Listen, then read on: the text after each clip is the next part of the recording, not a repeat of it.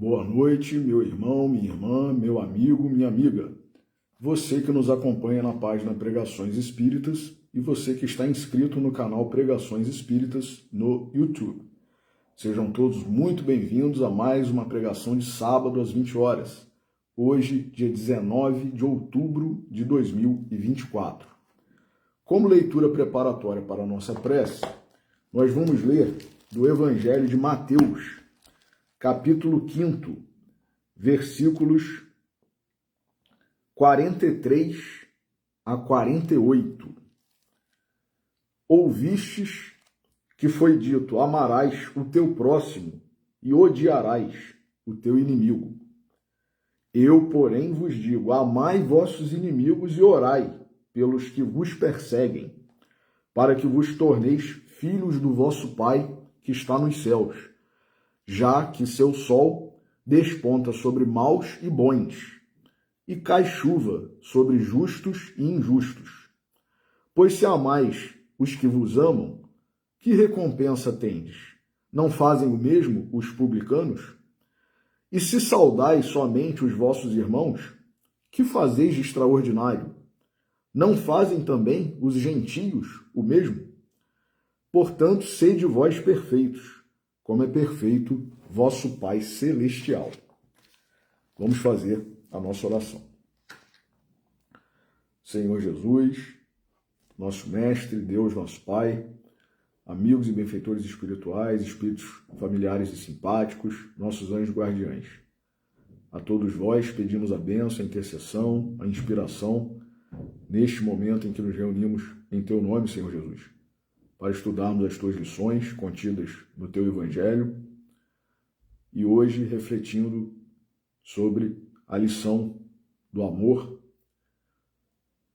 e como isso pode transformar as nossas vidas, a nossa trajetória, mudando parâmetros, padrões, paradigmas e muitas vezes nos tornando pessoas diferentes, espíritos diferentes, mas que não necessariamente significa que estamos errados ou de alguma forma que não deveríamos estar. Pelo contrário, essa é a tua exortação, Senhor.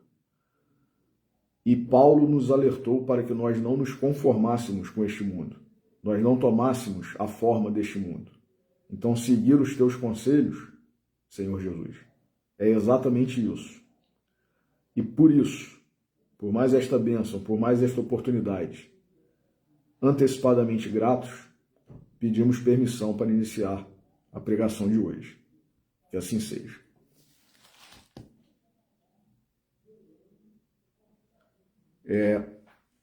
Meus irmãos, hoje a gente vai refletir um pouco sobre essa lição importante aí que Jesus veio nos trazer, que foi a principal mensagem de Jesus. Inclusive apresentando Deus não mais como aquele Senhor dos exércitos, aquele Senhor vingativo, duro, muitas vezes até parecendo-nos cruel. Não.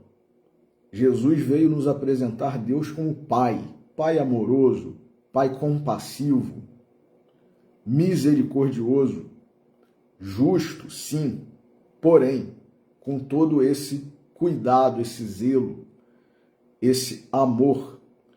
E tanto é assim que um dos seus discípulos, num dado momento da sua vida, que foi João, conseguindo compreender toda essa magnitude do amor divino que Jesus encarnou e personificou, num dado momento de sua vida, João, compreendendo tudo isso, ele conseguiu afirmar: Deus é amor.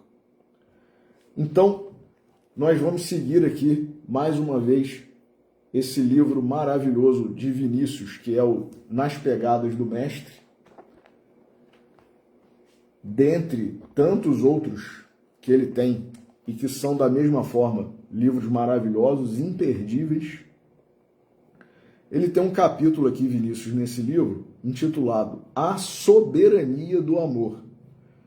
E como que o amor é soberano, a lei de Deus, né, que está lá no livro dos Espíritos, por exemplo, no livro Evangelho segundo o Espiritismo, lei de justiça, de amor e de caridade ou misericórdia, ela é soberana. É uma lei que abrange a todos, como Jesus citou nesse trecho que nós acabamos de ler. Porque Deus, sendo um Pai bom, amoroso, misericordioso, ele não faz seleção, ele não faz acepção, ele não trata uns de uma forma e outros de outra. Não, ele oportuniza a todos. E como que Jesus exemplificou isso, né? De forma bem didática, fácil de se compreender.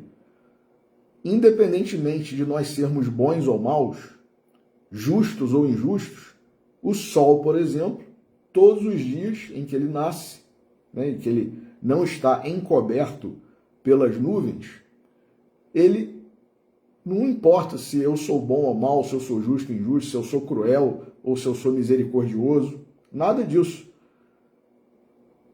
Ao nascer do sol, todo mundo que estiver no hemisfério que está iluminado pelo sol, ele vai ser beneficiado pelos raios solares, pela luz solar. Então, não importa. Essa oportunidade de se beneficiar da luz solar, ela alcança todos. E Jesus fala das chuvas também. Da mesma forma que a chuva beneficia, né, um fazendeiro, um agricultor, alguém que dependa da chuva para ter êxito, e até nós outros, de uma forma geral, hoje, com a questão da energia elétrica, das hidrelétricas, por exemplo, né, que nós temos visto como é necessário e como é importante o acontecimento, né, o abastecimento das reservas por conta da energia elétrica proveniente de hidrelétricas. Quando não chove, o que acontece? A gente recebe um alerta das concessionárias, cuidado que a gente está na bandeira amarela, economizem energia, racionem energia, né?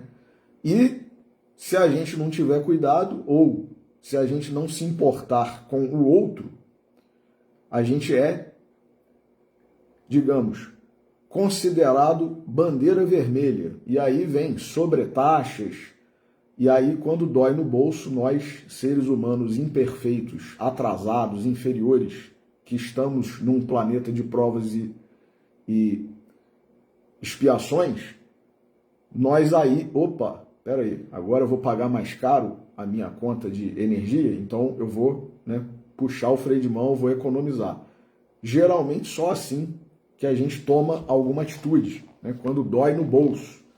Mas se nós tivermos uma postura educada, civilizada, né, de urbanidade, de fraternidade, mesmo antes de sermos nós sobretaxados, ou até mesmo, né, de certa forma, privados da concessão, né, do fornecimento da energia, a gente já adota posturas pensando no coletivo, no todo. Se eu não economizar, eu não vou prejudicar só a mim mesmo, eu vou prejudicar a todos. Então, às vezes, né, é um país inteiro, é uma região inteira, é uma cidade que fica, né, sem energia. Por quê? Porque as reservas, por ausência de chuva, estão precisando de reabastecimento de água. Então, Deus, no seu amor, ele proporciona isso para todo mundo. Esse abastecimento, essa chuva, né, que vai irrigar lá a horta do agricultorzinho familiar caseiro ou do grande produtor, não importa, né, se é um explorador ou não, se é alguém que está fazendo uma agricultura de subsistência, vai beneficiar a todos. E inclusive os que não estão diretamente relacionados à questão do campo, da agricultura. Todos nós somos beneficiados, tanto pelo sol quanto pela chuva. Justos e injustos, bons e maus, cruéis ou misericordiosos. Então essa é, como diz Vinícius aqui, a soberania do amor. E aí ele fala o seguinte: buscais a razão, a lógica e o raciocínio do amor, perdeis o vosso tempo. Vejamos que interessante, meus irmãos. Buscais a razão, a lógica, o raciocínio do amor, perdeis vosso tempo. Ou seja, o amor não é nada compatível, digamos assim, com a razão. Inclusive, né, quem é da área aí da psicologia, né, os psicopedagogos também, pessoal envolvido aí na área da psicologia, sabe que em alguns momentos a gente até contrapõe a razão e a emoção, né? Não, eu sou um ser muito racional, né? Eu não sou nada emotivo, emocional. A minha mente, né? Eu penso, eu ajo de forma racional, nada emotivo e tal. E outros não, outros já são, né? Então, as questões que a gente resolve no dia a dia, muitas vezes, algumas pessoas consultam o próprio coração, outras não, outras só consultam a razão, né? E aí há essa dicotomia, essa dualidade aí, que na verdade a gente tem que saber equilibrar. Porque se a gente for só razão, muitas vezes a gente não vai ser esse ser compassivo, esse ser misericordioso, esse ser amoroso. Mas também se a gente for só coração, muitas vezes a gente vai pecar, né, vai errar, porque não era o momento, às vezes, de dar, né, de proporcionar aquilo ao nosso filho, à nossa filha, ao aluno na sala de aula. Ele tinha ainda que fazer determinadas conquistas, determinados avanços. Então, a gente não pode nem ser só coração, nem só razão. Nós, espíritos, nós, seres humanos, nós estamos nessa trajetória. Por isso, inclusive, Emmanuel, já na sua magnitude aí espiritual, ele cunhou, né, o termo que nós sabemos que não é somente dele, mas que ficou muito claro, né, e presente em algumas de suas obras, de suas mensagens, de seus textos, que é as duas asas do amor, da elevação, né, que é o amor e a sabedoria, ou seja, o coração e a razão. A gente não pode desenvolver só uma asa, senão a gente não vai conseguir voar, e nem só a outra. A gente tem que desenvolver ambas as asas. Então, para a gente alçar voo mesmo, né, a gente tem que ter as duas asas desenvolvidas. Então, voltando aqui ao texto de Vinícius.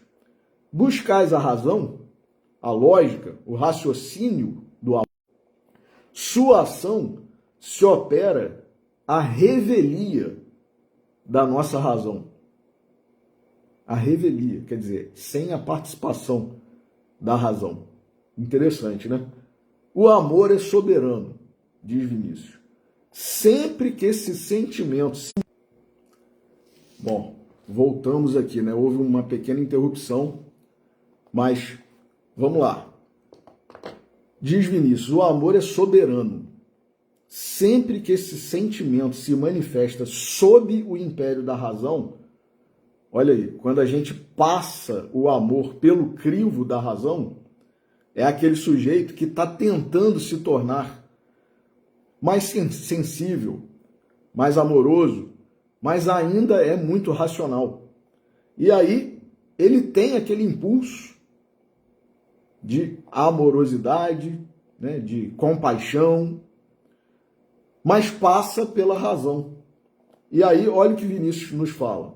Sempre que esse sentimento se manifesta sob o império da razão, acha-se constrangido e desnaturado.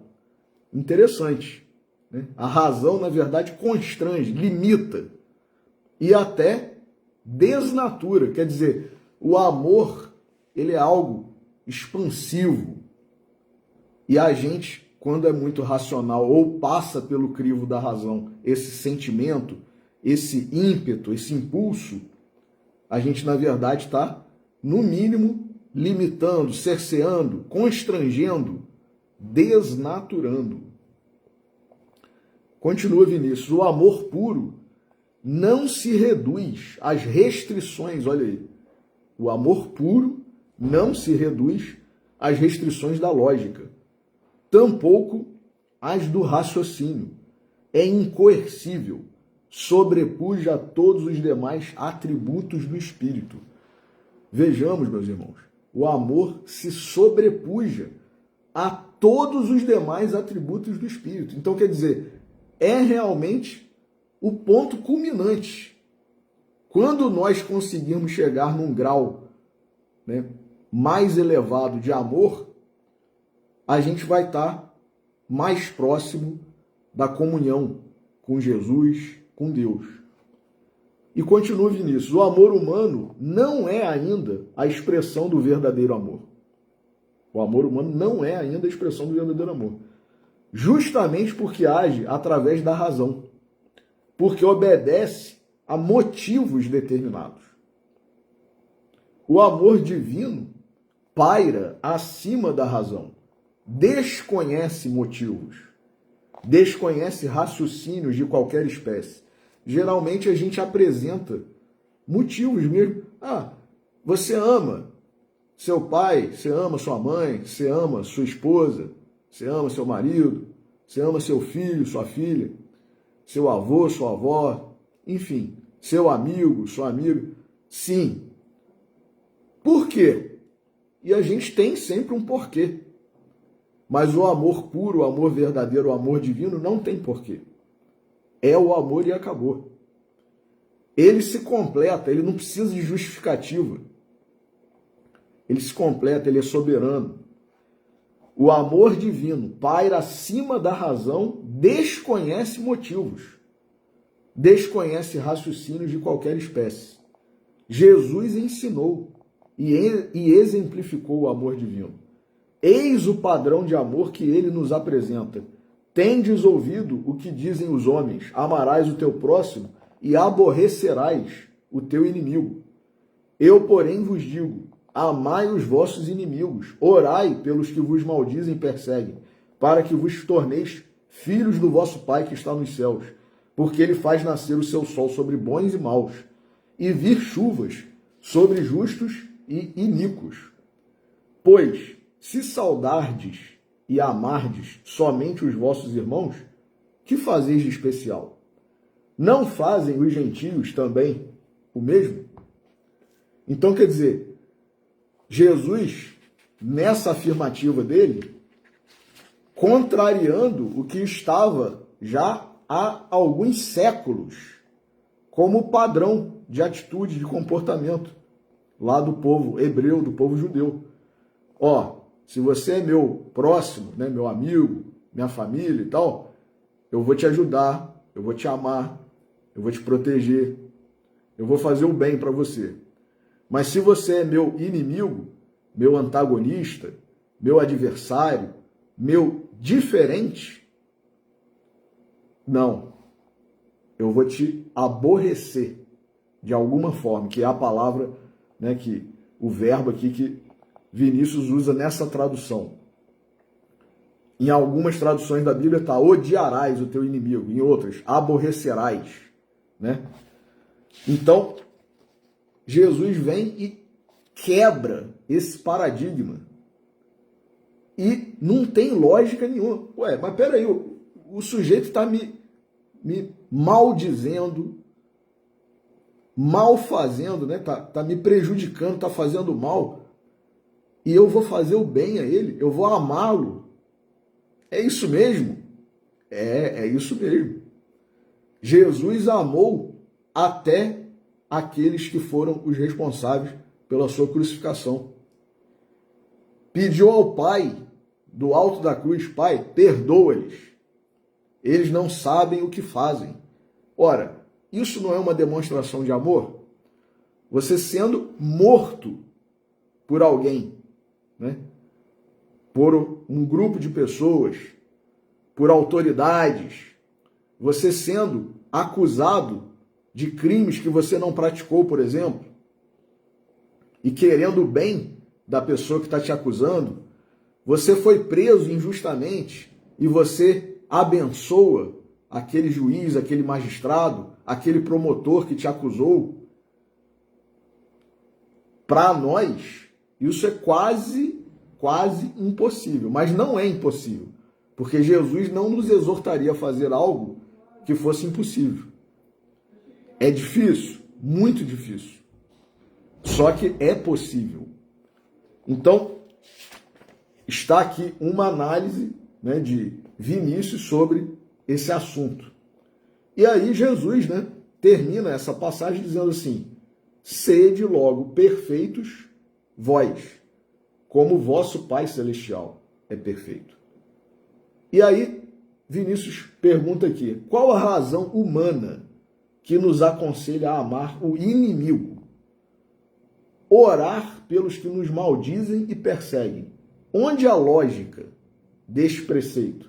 Aquele que vos bater na face direita, oferecei-lhe também a esquerda? Onde o raciocínio desta ordenança?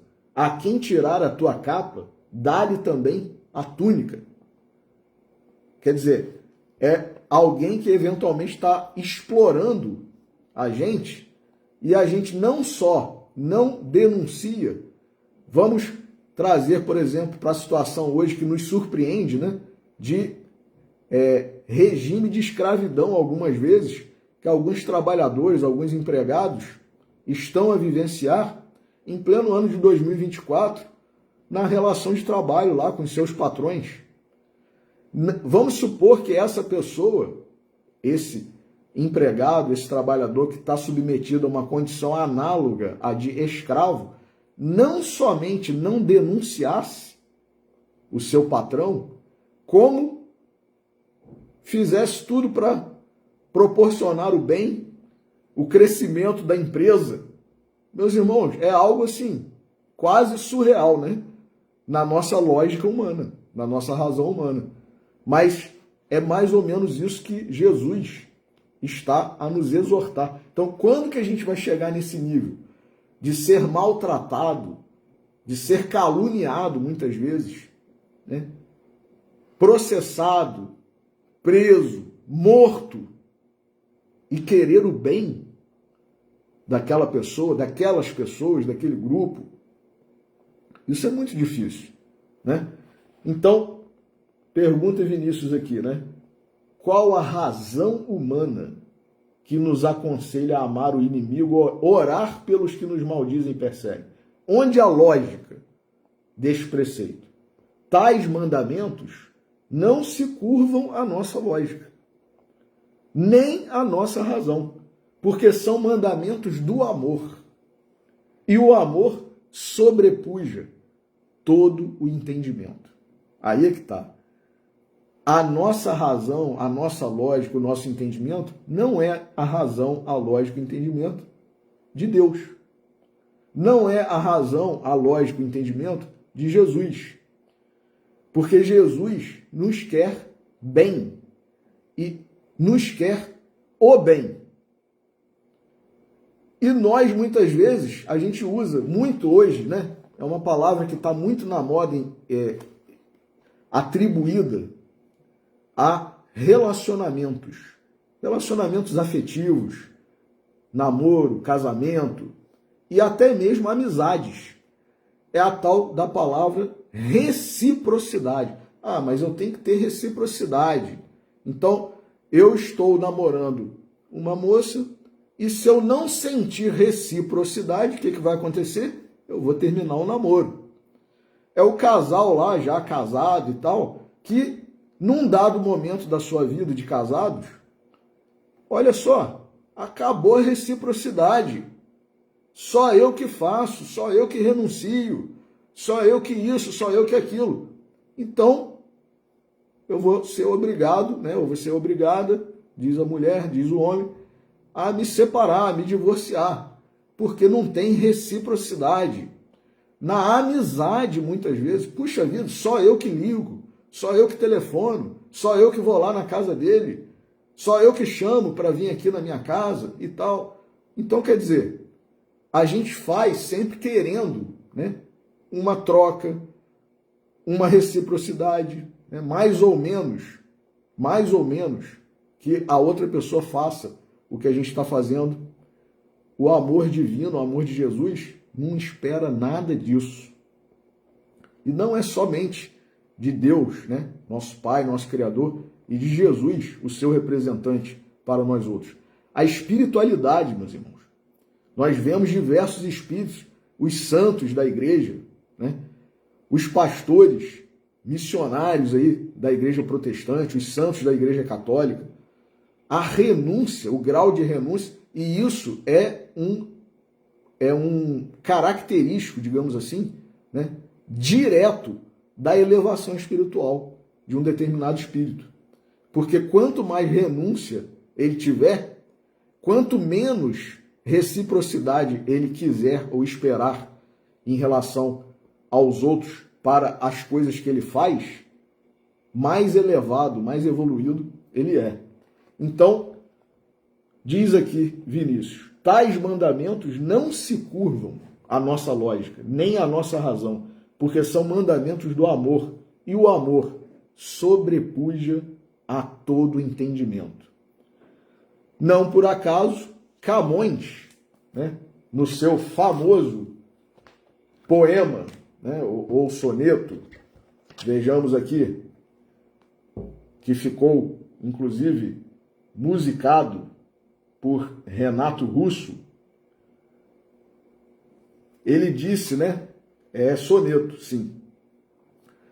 Camões, né, já que a gente acabou de falar que o amor sobrepuja o entendimento, a lógica, a razão humana, vejamos o que Camões, lá nos idos de 1598, né, século XVI, final do século XVI, já com a sua sensibilidade, né, de poeta, escreveu: amor é fogo, que arde sem se ver. É ferida que dói e não se sente. Como é que pode algo doer e não se sentir? É um contentamento descontente. É dor que desatina sem doer. É um não querer mais que bem querer. É um andar solitário entre a gente. É nunca contentar-se de contente. É um cuidar que se ganha em se perder. É querer estar preso por vontade. É servir a quem vence o vencedor. É ter com quem nos mata lealdade. Olha aí, já imaginamos nós sermos leais a quem nos mata ou quer nos matar? Hein? Totalmente contraditório isso, né? Mas como causar pode seu favor nos corações humanos amizade, se tão contrário a si é o mesmo amor? Esse, né, é um soneto famoso aí de Camões, célebre, né, que expressa algumas vezes esse estado em que nós pairamos por alguns momentos, por alguns instantes, principalmente quando nós estamos apaixonados, né? Aquela fase de encantamento, do namoro e tal, né? Aquele amor à primeira vista. Mas depois, passada essa fase, aí começa a questão da reciprocidade de novo, né? Então, diz Vinícius aqui, o amor sobrepuja todo entendimento.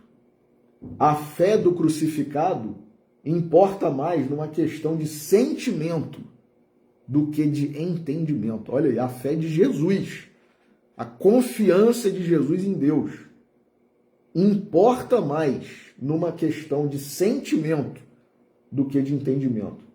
O cristianismo é a revelação do amor. Jesus, o Verbo encarnado, revelando-nos a divindade, nos faz sentir que, como disse João, olha aí, Deus é amor. Então, meus irmãos, Kardec, considerando a importância dessa exortação de Jesus, ele dedicou um capítulo inteiro no livro Evangelho segundo o Espiritismo sobre o amai os vossos inimigos, que é o capítulo 12. Então tem aqui, por exemplo, olha que interessante como Kardec dividiu esse capítulo. Retribuir o mal com o bem. Ele fala sobre os nossos inimigos desencarnados, esses aos quais nós muitas vezes apregoamos, taxamos, denominamos obsessores. Se alguém vos bater na face direita, apresentai-lhe também a outra. Ele fala sobre a vingança, o ódio, o duelo, que naquela época, né, ainda era comum, e que muitas vezes a atitude que a sociedade e que nós mesmos, não precisa ser ninguém, a sociedade, o padrão a, em tese, exigir que nós adotemos, não. Nós mesmos, nessa racionalidade, né, ó, não tem como. Então a gente, nas mínimas coisas, dentro de casa, muitas vezes, a gente ouve, né? A gente recebe aquela alfinetada e não consegue ficar quieto. Né? Eu tenho que responder na mesma altura. Né? É o famoso toma lá da cá, né? Toma lá da cá, muitas vezes é empregado hoje no sentido de troca de favores e tal. Mas, na verdade, a origem dessa expressão não tem nada a ver com isso. A pessoa me alfinetou, eu vou lá e alfineto ela. Ou então, eu já parto para uma agressão um pouco maior. Ela me alfinetou e eu já dou uma facada, né? Verbal, né? Ela me deu uma facada verbal, eu vou dar uma espadada. Então, por quê? Porque aí já junta o orgulho também, né? Eu tenho que estar acima, né? Eu não vou só dar uma alfinetadazinha. Eu vou, né, arrasar logo com... E aí a gente fica nessa vibração, nessa energia. E, quer dizer, em vez da gente tornar, né, porque a gente está num mundo de provas e expiações, em vez da gente tornar a vida da gente mais fácil, mais amena, né, menos pesada, esse período todo que nós estamos vivenciando aí, né, que nós estamos percebendo de forma consciente ou inconsciente a energia pesada do planeta, situações de conflito, de guerras, né? E aí, em vez da gente colaborar para amenizar isso, não, a gente colabora para piorar. Aumenta a negatividade, né? A baixa energia, a baixa vibração. Então, Emmanuel, com a sua sabedoria, com o seu amor, já desenvolvidos, ele no livro Vinha de Luz, psicografado por Chico Xavier, ele fala para a gente no capítulo 60, que fazeis de especial? E aí, né, ele usa exatamente o trecho lá do Novo Testamento, no Evangelho de Mateus, que nós lemos como leitura preparatória, que tem no versículo 47 do capítulo 5 a seguinte pergunta de Jesus: que fazeis de especial? E aí, Emmanuel vem trazer para a gente, principalmente espíritas, mas não somente nós espíritas, nós que nos dizemos cristãos, mas em especial, nós espíritas. Qual que é a nossa atitude, a nossa postura diante, né, das coisas da vida, diante do que a gente já tem, né, ao alcance das nossas mãos, dos nossos olhos, com esses livros maravilhosos, essas exortações, essas palestras que estão disponíveis, né, para quem quiser frequentar uma casa espírita séria, afeta, né, afeita ao Evangelho do nosso Senhor Jesus Cristo e à codificação básica de Allan Kardec, e que procuram nos exortar ao desenvolvimento das virtudes, ao crescimento espiritual, né? A prática da lei de amor e essa exortação que Jesus está nos fazer, a gente tem tudo isso ao nosso alcance, ou, inclusive, para quem não puder ir, né, numa determinada palestra, num determinado horário, hoje em dia, grande maioria, né, das casas disponibiliza online, né, ou até uma palestra online mesmo, né, como a nossa aqui, que não é uma palestra, mas é um estudo conjunto, uma reflexão conjunta, uma conversa, porque eu apenas estou a compartilhar com vocês o que os Espíritos estão nos trazendo. Né? A minha sabedoria é zero. Qual que é a sabedoria aqui? É a sabedoria de Emmanuel, é a sabedoria de Allan Kardec. Então, a gente procura compartilhar isso, por quê? Porque da mesma forma que isso nos beneficia, pode beneficiar a alguém. E como a gente sempre ouve também, né, dos grandes aí, expositores, dos grandes espíritos, o mais necessitado sou eu. Quando eu faço a palestra, quem está precisando ouvir o que está sendo falado aqui, mais do que qualquer um, sou eu mesmo. Então não tem sabedoria nenhuma, né? Pelo contrário, tem necessidade de aprendizado. Então, Emmanuel está aqui a nos exortar, a refletir conosco e fazer-nos refletir. Que fazeis de especial? Iniciados na luz da revelação nova, olha aí, revelação nova, Espiritismo. Os espiritistas cristãos possuem patrimônios do entendimento muito acima da compreensão normal dos homens encarnados. Em verdade, sabem que a vida prossegue vitoriosa, além da morte, que se encontram na escola temporária da Terra, em favor da iluminação espiritual que lhes é necessária. Que o corpo carnal é simples vestimenta a desgastar-se cada dia. Que os trabalhos e desgostos do mundo são recursos educativos.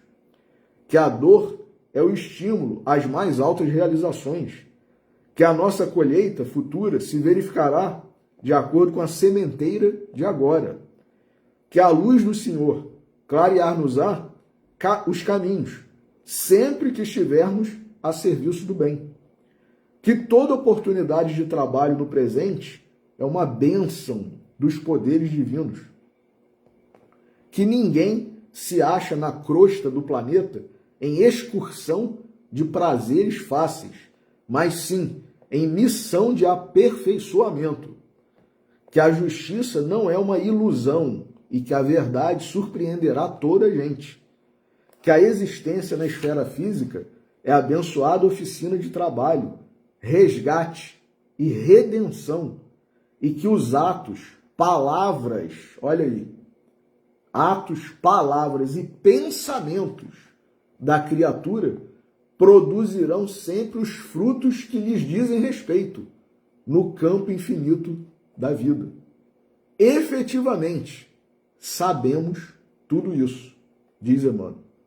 Em face, pois, de tantos conhecimentos e informações dos planos mais altos a beneficiarem nossos círculos felizes de trabalho espiritual, é justo ouçamos a interrogação do Divino Mestre. Que fazeis mais que os outros? Que fazeis de especial? Então a gente está com essa bênção da doutrina, e não somente da doutrina, essas obras todas maravilhosas. Hoje em dia, meus irmãos, com a internet, ninguém pode dizer que eu não tenho acesso à educação, eu não tenho acesso à cultura e tal. qualquer pessoa consegue baixar livros, adquirir livros, né, virtuais, né? Algumas vezes, dependendo, né, se você for assinante de uma determinada plataforma e tal, você tem acesso a milhares de livros de forma gratuita. Você paga R$ 20 por mês numa assinatura aí de uma plataforma e tem acesso a R$19,90, né, R$20. Se você conseguir ler 2, 3, 4, a quantidade de livros que você quiser, você tem acesso a isso. Um livro que custa R$20, hoje é considerado um livro muito barato. E você, com uma assinatura dessa, você pode ter acesso a milhares de livros, somente pelo valor de R$19,90. Eu não estou aqui fazendo propaganda de nenhuma empresa, nenhuma plataforma, mas quem quiser pesquisar, né, tá aí, disponível. Então, diante dessa oferta, dessa profusão, que a tecnologia, que é algo que é permitido por Deus, o avanço da nossa ciência é permitido por Deus. Para quê? Para a gente criar armas com poder de destruição maior, para dizimar uma determinada população, uma determinada etnia, um determinado país? Será que é para isso? Ou é para a gente se beneficiar, né, da cultura, do conhecimento e, com isso, desenvolver o amor? Não é? Porque, muitas vezes, a gente começa pelo caminho da intelectualidade, da cultura, mas isso muitas vezes porque a gente leu um determinado livro e aquele livro, aquele conteúdo nos tocou. Então a gente foi pelo caminho da asa da sabedoria, mas acabou tendo a asa do amor ali também, né? Opa, essa asa aqui também é necessária, é importante, né? É crucial para o meu crescimento. E aí a gente começa a ter, né, uma visão, que é isso que a doutrina espírita procura proporcionar a nós outros. É o ponto de vista diferenciado, né? O que é a vida, afinal? O que eu estou fazendo aqui? Né? O que vai ser de mim quando eu desencarnar? Nas próximas encarnações? O que eu estou fazendo para o mundo, para a coletividade? Né? Qual a minha colaboração? Eu estou colaborando para amenizar, como eu falei, né, a energia negativa, para abrandar isso? Ou eu estou botando lenha na fogueira, gasolina na fogueira, né? Eu não estou nem aí, eu quero saber de mim mesmo. Eu quero a reciprocidade. Olha o egoísmo aí falando muito alto, né? O orgulho. Eu não levo desaforo para casa, não deixo ninguém sem resposta e tal. Então, quer dizer, que postura é essa de nós outros, muitas vezes, que nos dizemos cristãos? Jesus falou: amai os vossos inimigos, orai pelos que vos perseguem e caluniam. Então, a gente querer o bem, querer que Deus abençoe aquela pessoa, ela nos fazendo mal. Tem lógica nisso? Não, não tem. Mas, como disse Camões, né, é dor que desatina sem doer. É um contentamento descontente. É um não querer mais que bem querer. É um solitário andar por entre a gente. É um não contentar-se de contente. Então, que essa lição possa, né, calar fundo em nossos corações, em nossas mentes, e que a gente possa ter essa sensibilidade, né, essa virtude, que é a virtude principal.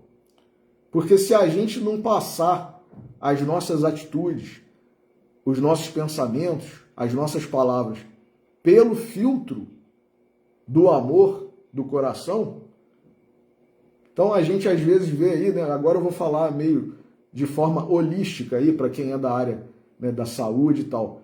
Às vezes a gente está precisando amaciar o coração, abrir o coração, para a gente não precisar passar por uma cirurgia cardíaca muitas vezes, né?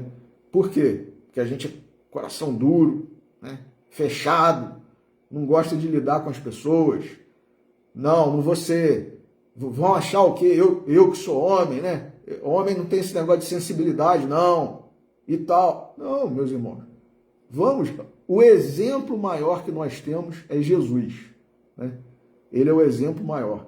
E ele foi, né, o verbo que se fez carne. Qual o verbo? Qual o verbo que define Deus? Amar.